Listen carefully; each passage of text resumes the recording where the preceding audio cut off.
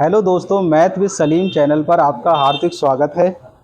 हम class 10th का chapter पढ़ रहे हैं, दो चर रैखिक समीकरण। दो चर रैखिक समीकरण में कुछ सवाल कराए थे। आज का सवाल है हमारा, रैखिक समीकरण युग्मों में संगत असंगत ज्ञात कीजिए। तो ये 4 सवाल हैं आपके। कितने सवाल हैं? 4। इसमें आपको संगत असंगत बताना है। तो देखिए, पहला सवाल हम बता रहे हैं, फिर आप बताना कौन कौन सा बताना है। तो पहला सवाल देखिए, पहले का पहला देखिए, हल कर रहे हैं। x plus Y is equal to कितना है? यहाँ पे 5 है।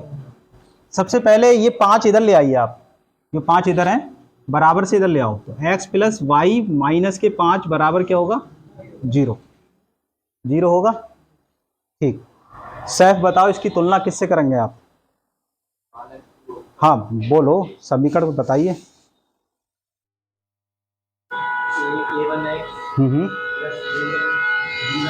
a1x plus b1 by plus c1 बराबर 0 से करेंगे। ठीक है, इससे क्या करेंगे? हम इसकी तुलना करेंगे। अब बताइए a1 की वैल्यू कितनी है? आप बताओ। एक। क्या नाम है तुम्हारा? सनी। हाँ, कोई नाम भी बताते रही, याद हो जाएगा मुझे। फिर b1 की वैल्यू क्या है यहाँ पे? 1। और c1 की वैल्यू माइनस के 5। और दूसरी समीकरण कौन सी है? ये वाली है। दूसरी है हमारी 2x प्लस 2y बराबर 10। इसकी तुलना करवाएंगे किससे? हैदर बताओ, हैदर इसकी तुलना। अमन बताओ। a2x सही है। a1 की जगह अब यहाँ पे a2x लिख देंगे। b2, हाँ अभी नहीं, पहले 10 इधर ले लो, 10 को इधर ले लो। 2x प्लस 2y माइनस के 10 बराबर, बराबर से इधर आए तो माइनस के हो गए। अब करो तुलना। a2x plus b2y plus c2 बराबर 0 से। बताइए, कमल नाम है आपका? अनमोल। हाँ अनमोल बताइए, a2 कितना है? b2, b2 क्या है? b2 2 है। सैफी साहब c2 क्या है? कितना है? माइनस के 10 है। चिन्ह सहित बोलो, माइनस के 10 हो गए। ठीक है। अच्छा, अब आपको निकालना है a1 बटे a2। a1 बटे a2 निकालना है। सहजिल बताओ, a1 बटे a2 कितना होगा?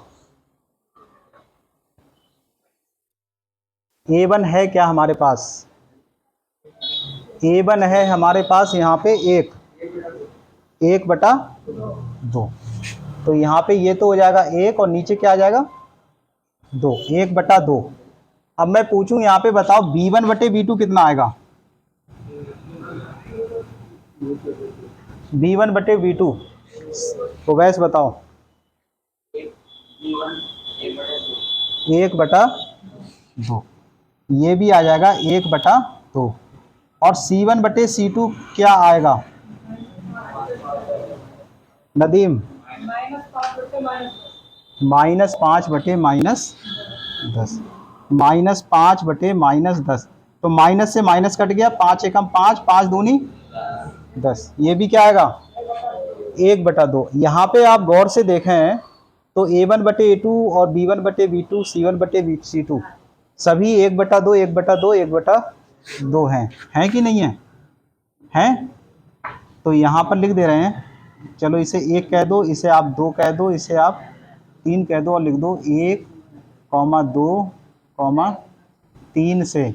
तो क्या आएगा? a1 बटे a2 बराबर आएगा b1 बटे b2 बराबर आएगा c1 बटे c2। अगर ये तीनों बराबर हैं तो इसके कितने हल होंगे बताइए आप? हाँ, अनंत हल होंगे या फिर अनेक हल होंगे? क्या नाम है आपका? दिव्यांश। दिव्यांश, दिव्यांश सही कह रहे हैं। इसके होंगे अनंत हल। किसके हल होंगे? इसके अनंत हल होंगे। अब सुबह से पढ़ा रहा हूँ, देख रहे हो कहाँ तक नाम रटूं। अनंत हल होंगे इसके, कितने हल होंगे? अनंत हल होंगे। अगर इसके अनंत हल होंगे तो ये कैसा होगा? अगर हल होंगे तो संगत है और हल नहीं है तो असंगत। तो किसके हल क्या होंगे? ये संगत है ये, ठीक है। हल है तो संगत और नहीं है तो असंगत। बस उतारो।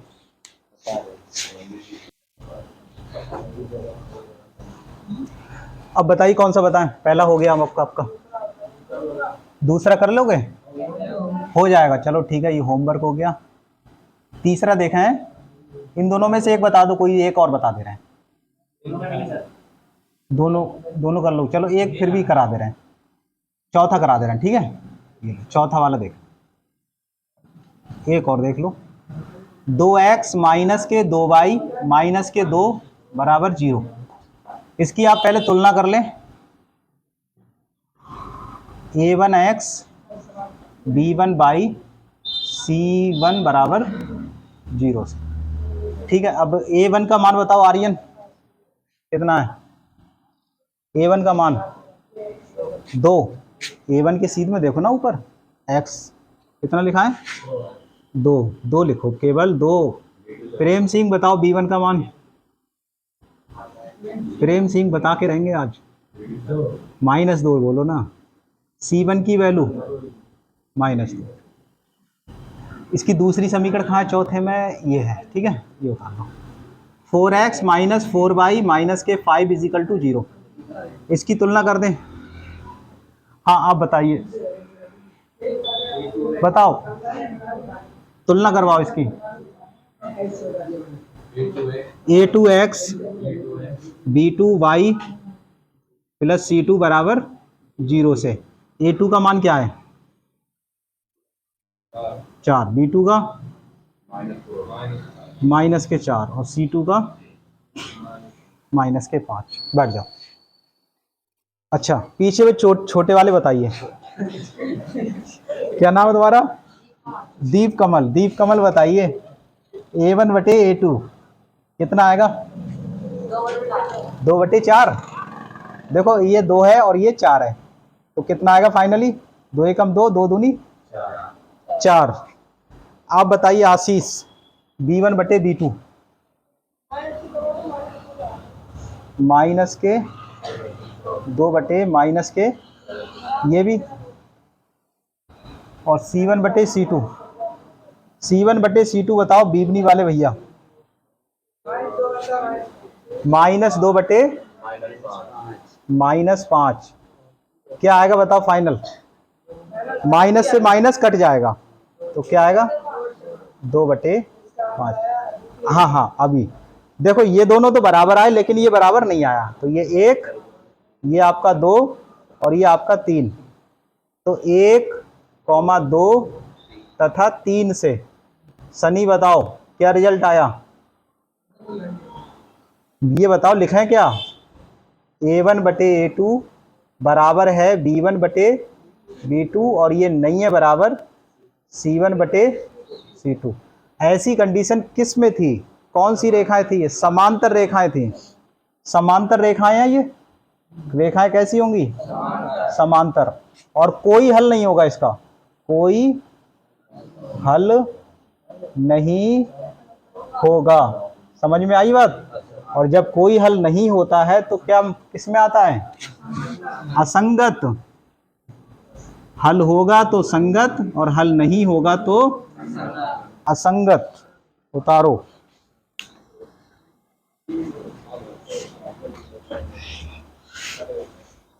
ये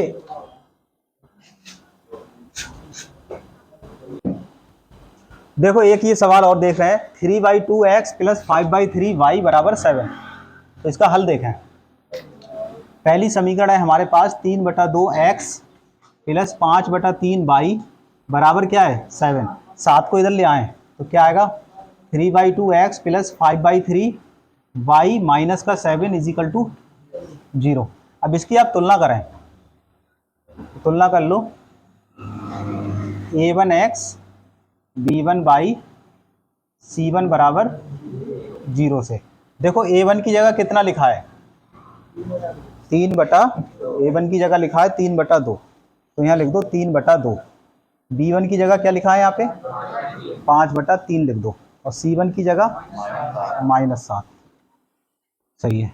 अब दूसरी वाली उतार लो, 9x माइनस के 10y बराबर 14। 14 को इधर ले आ रहे हैं, 9x माइनस के 10y माइनस के 14 बराबर 0।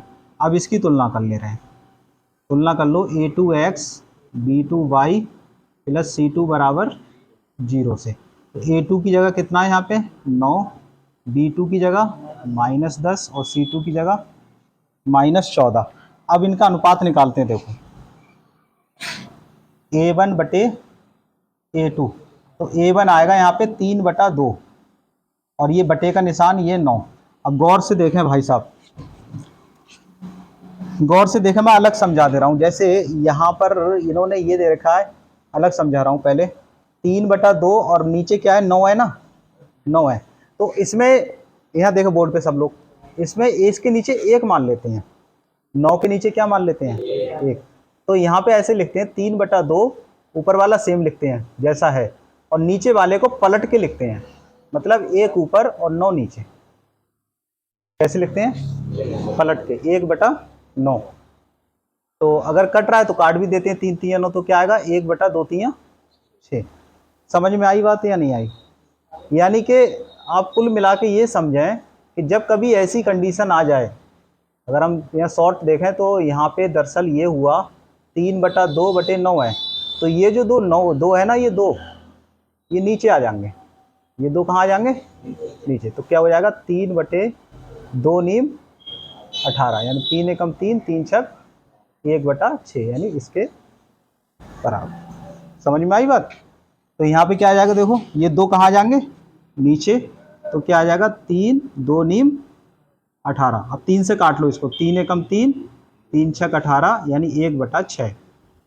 अब क्या निकालेंगे आप B1/B2।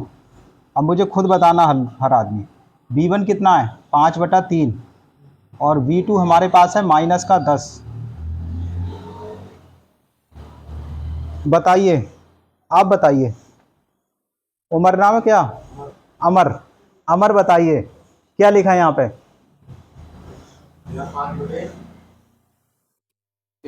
30। बहुत बढ़िया। देखो ये 3 नीचे आ जाएगा और 3 धाई 30 हो जाएगा, जैसे ऊपर हुआ। तो क्या आ जाएगा, देखो 5 और 3 धाई 30 माइनस के। अब 5 से कट रहा है ये 30, तो 5 एकम 5, 5 छक 30, और ये माइनस बीच में ले लो, ऊपर ले लो, -1/6। अब क्या आएगा C1/C2। C1 बोलो कितना है, C1 -7 है, और C2 हाँ -14। माइनस से माइनस कैंसिल, 7 एकम 7, 7 दूनी 14। अब यहाँ पे C1/C2 1/2 आया। पहले आप ये देखें A1/A2 आया 1/6, ध्यान से देखना, और B1/B2 कितना आया -1/6। C1/C2 ये 1/2 आया। हम क्या कह रहे थे, हम ये कह रहे थे क्या ये दोनों बराबर, पहले ही बताओ A1/A2 B1/B2 के बराबर है या नहीं है? नहीं है। क्यों नहीं है? क्योंकि ये प्लस की वैल्यू है और ये माइनस की है बराबर, लेकिन ये प्लस का मान है, ये माइनस का, तो ये बराबर नहीं है। जब ये बराबर नहीं है तो हम C1/C2 को ले ना ले, उसकी कोई ज़रूरत है नहीं इसकी, बस हमारा यहीं से सवाल हो जाएगा इन दोनों से ही। तो क्या लिखेंगे 1/2 से ही देख लो बस, केवल 1/2 से।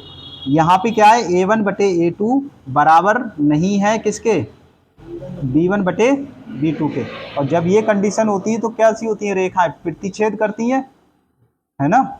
रेखाएं कैसी होंगी, रेखाएं प्रतिच्छेद करेंगी,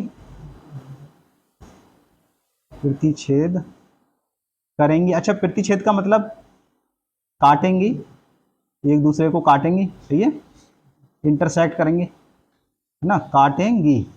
और जब रेखाएं काटेंगी तो हल कैसा होगा, अद्वितीय हल होगा, अद्वितीय हल होगा। और जब हल अद्वितीय होगा तो संगत होगा, असंगत, संगत होगा भाई साहब। यही हमारा आंसर है। उतारो।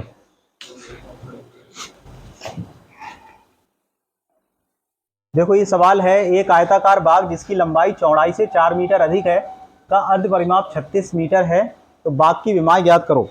विमाई का मतलब क्या होता है? लंबाई और चौड़ाई। ये जो कॉपी है आपकी, ये आयत है। ये क्या है? आयत। इसमें जो भुजा ये लंबी है ये कहलाती है लंबाई, और ये वाली कहलाती है चौड़ाई। समझ में आया? कि कोई भी आकृति हो उसमें सभी भुजाओं का जोड़ कहलाता है परिमाप। सभी भुजाओं का जोड़ क्या कहलाता है? परिमाप। अब देखो यहाँ पे एक ये लंबाई, एक लंबाई, फिर ये चौड़ाई। एल मान लेते हैं लंबाई को, एल, और चौड़ाई को बी, तो L plus B, L plus B हो गई। फिर ये वाली लंबाई, फिर एल, एल ऊपर वाली, ये वाली एल, तो 2L, और ये भी 2B, तो 2L हो गई 2B, 2L plus 2B, 2 common ले लो, तो क्या आ जाएगा ब्रैकेट में L प्लस B। तो आयत का परिमाप क्या हो गया? बराबर हो गया 2 ब्रैकेट लंबाई प्लस चौड़ाई। क्या हो गया? 2 ब्रैकेट लंबाई प्लस चौड़ाई।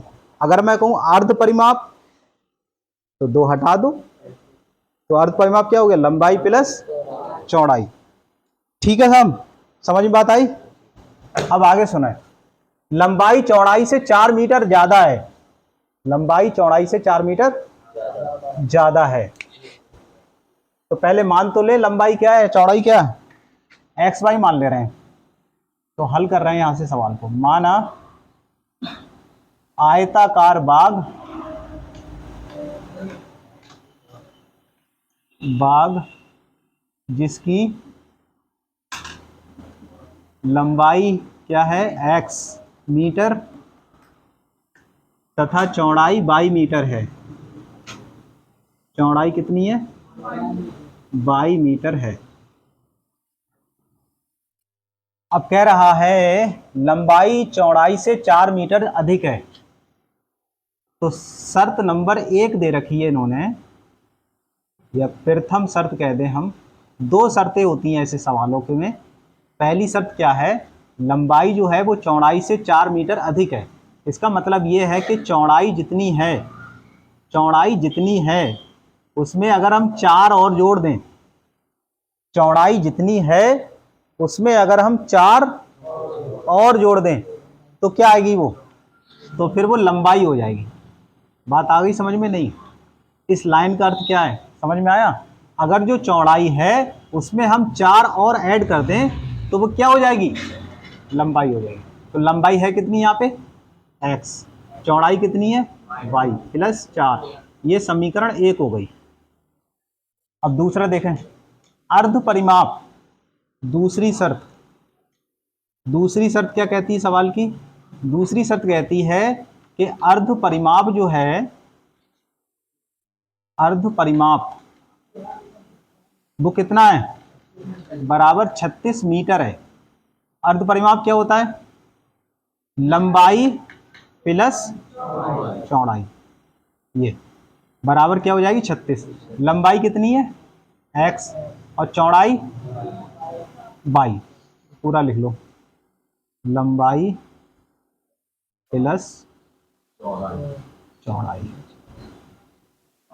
लंबाई x हो गई, चौड़ाई कितनी हो गई? y। x प्लस y कितनी हो गई? 36। समीकरण नंबर 2 हो गई। समझ में आया? अब इसे हल कर रहे हैं। समीकरण 1 से x का मान आप समीकरण नंबर 2 में रख दो। x से का मान कहाँ रख दो? तो x का मान यहां से उठा के जैसे यहाँ शिफ्ट करोगे, आप रखोगे, तो ये कौन सी विधि कहलाएगी? प्रतिस्थापन विधि। क्योंकि आप यहां से उठा रहे हो, यहां रख रहे हो ना, तो इसका क्या कर रहे हो? प्रतिस्थापन कर रहे हो। तो विधि कौन सी हो गई है? प्रतिस्थापन विधि। ठीक है, तो लिख रहे हैं प्रतिस्थापन विधि भी लिख लिया करो, क्योंकि ये सिलेबस में है तुम्हारे, इसलिए अभी से ध्यान देते हुए चलोगे तो फिर अच्छी बात रहेगा। तो x का मान समीकरण 1 से समीकरण 2 में रखने पर, रख दो भाई साहब, 1 से 2 में यहाँ रख दो, तो क्या आएगा? x का मान रखा है ना, तो x की जगह रख दो y प्लस 4। तो y प्लस 4 प्लस y बराबर 36।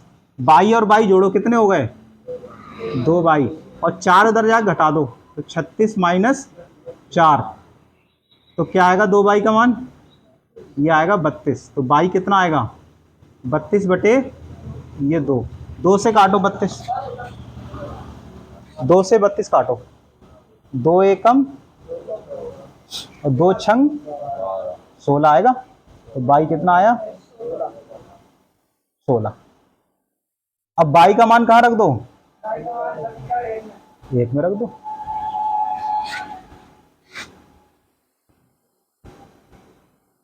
एक में रखने पर, रखो 1 में, रखो रखो यार, कहाँ एक ये है ना, तो देखो x बराबर y की जगह क्या रखोगे 16 प्लस 4, कितने आए x बराबर 20। तो बताइए अब आप, विमाएँ का मतलब, जो विमा होती है ना, विमाओं का मतलब यही होता है लंबाई और चौड़ाई। तो इसकी लंबाई कितनी आई, लंबाई आ गई हमारी x बराबर 20 मीटर, मात्रक भी लिखें मीटर, और चौड़ाई कितनी आई, चौड़ाई उल्टे हाथ, चौड़ाई बाई कितना आ जाएगी 16 मीटर। यही है आपका आंसर, उतारिए।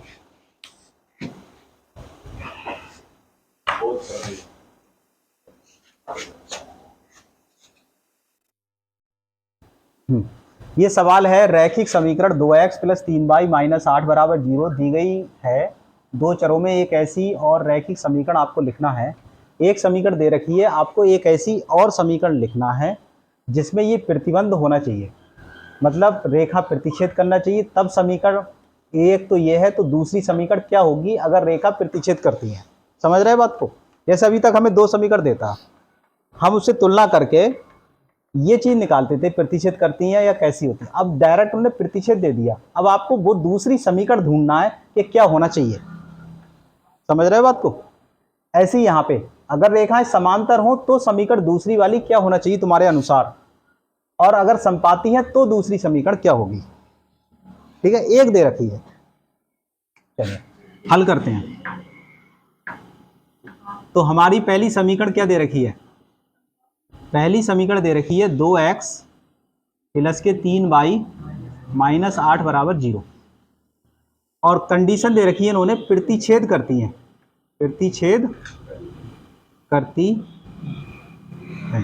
तो प्रतिच्छेद जब करती है तो कंडीशन क्या होती है, कंडीशन ये होती है कि a1 बटे a2 कभी बराबर नहीं होता है b1 बटे b2 के। अब तुम्हें ऐसी समीकरण बनाओ जिसमें a1 बटे a2 b1 बटे b2 के बराबर ना हो। तो गौर से देख लो, उसमें कोई हर्ज नहीं है। ये लो, कोई भी निरी ऐसी समीकरण बहुत सारी हो सकती हैं, अनंत हो सकती हैं। ये तो एक ही पूछ रहा है, अनंत हो सकती हैं। जैसे इन्होंने 2x दे रखा है, आप केवल x ले लो, है ना, या आप कुछ और ले लो, 6x ले लो, 6x ले लो। अब यहाँ बताओ a1 बटे a2 कितना आएगा, यहाँ पे 2/6 आएगा, और यहाँ पे कितना आएगा 2/6, 2 से 6 काटो 1/3 आएगा। अपने दिमाग में रखें कि ये वैल्यू जो आएगी वो 1/3 आ रही है। अब ये वाली जो वैल्यू है वो 1/3 नहीं होना चाहिए, कुछ और हो जाए, भले ही से 1/3 ना हो। तो ये वाला यहाँ 3y है तो प्लस है, चलो माइनस कर लो, अब अपने आप नहीं होगी, 2y ले लो, 2y ले लो। अब ये कितना हो जाएगा फिर 3/-2, और ये क्या थी 1/3, तो बराबर है क्या ये दोनों? नहीं होंगे। और -8 ले लो, या और कोई संख्या आपको अच्छी लग रही है तो वो ले लो, +7 ले लो, बराबर 0। तो ये समीकरण हो गई आपकी आंसर, दूसरी समीकरण। अच्छा, इसका आंसर मिल जाए ये मुश्किल है, क्योंकि जो है ना ये तो कुछ भी हो सकती है। समझ में आई बात? ये जो दूसरी समीकरण है वो कुछ भी हो सकती है। दूसरा वाला देखो, दूसरा वाला क्या है, समांतर हूं, समांतर हूं। सवाल हमारा ये दे रखा है, समांतर की कंडीशन क्या है बताओ, a1 बटे a2 बराबर होगा B1 बटे B2 और बराबर नहीं होगा C1 बटे C2 के। इसका मतलब ये है कि A1 बटे A2 और B1 बटे B2 का अनुपात सेम होना चाहिए। तो आप ऐसा करें, जो ये लिखा है 2x का 2x उतार लो सेम, 3y का 3y सेम उतार लो, जो -8 है ना इसकी जगह कोई नई संख्या ले लो, तो इनका अनुपात सेम हो जाएगा। मतलब ये और ये दोनों सेम हो जाएंगे अनुपात में, 1-1 हो जाएगा। और ये जो अचर है ना, अचर पद ये वाला, इसकी जगह कोई और संख्या ले लो तो अपन बराबर, ये बराबर नहीं होगा इसके। समझ रहे बात को? तो क्या लिख लोगे यहाँ पे समीकरण, दूसरी समीकरण लिख लो। ये दूसरी समीकरण क्या हो जाएगी, 2x प्लस 3y और -8 की जगह कोई और मान ले लो आप। बताओ क्या ले लें, 10 ले लो और बताओ, आपकी बात मानी जाएगी भाई साहब, आप जो कहेंगे। आंसर हो गई दूसरी। अब तीसरी वाली बताओ। तीसरी वाली कह रहा है संपाती हैं, संपाती हैं। संपाती की कंडीशन क्या है, A1 बटे A2 बराबर होगा B1 बटे B2 बराबर होगा C1 बटे C2। संपाती रेखा प्राप्त करने के लिए हमारे ये तीनों मान बराबर होना चाहिए। तो इसके लिए मैं एक आपको मेथड बता रहा हूं कि इसके लिए आप क्या करेंगे, जो मूल समीकरण दे रखी है आपकी मर्जी है, आप उसमें एक संख्या से पूरे को गुणा कर दो, जो आपको अच्छी लगे संख्या। बताओ किससे गुणा कर लें, सबको एक, सारे मानों को एक मान से गुणा कर दो। जैसे चाहे 2 से गुणा कर दो, 2 दूनी 4, 2 3 6, 2 8 16, तो हो जाएगी 4x प्लस 6y प्लस 16। ठीक है, या फिर आप जो मर्जी चाहें 3 से गुणा कर लो, कोई हर्ज नहीं है। 3 दूनी 6, 3 3 9, 3 8 24, 5 से कर सकते हो, 5 दूनी 10, 5 3 15, 5 8 40, जो मर्जी चाहें आप उस संख्या से गुणा करके समीकरण लिख दो। तो दूसरी समीकरण क्या हो जाएगी बताइए, अरे गुणा कर दो। तीसरी कहां से होगी, ये एक दे रखी है, दूसरी पूछ रहा हूं है तो कितने से गुणा करें, 3 से, तो 3 दूनी 6x प्लस का 3 दूनी, अच्छा 3 से गुणा कर रहे हैं हम, 3 3 9y माइनस 3 8 24। समझ में आया प्रेम सिंह? ये तीसरी नहीं है, ये दूसरी समीकरण लिख रहे हैं हम अलग अलग उसके लिए। इसके लिए अलग दूसरी समीकरण लिखी, इसके लिए अलग लिखी दूसरी समीकरण, इसके लिए अलग लिखी। दरअसल ये एक सवाल नहीं है, ये है 3 सवाल। अब आए समझ में? चलो उतार लो।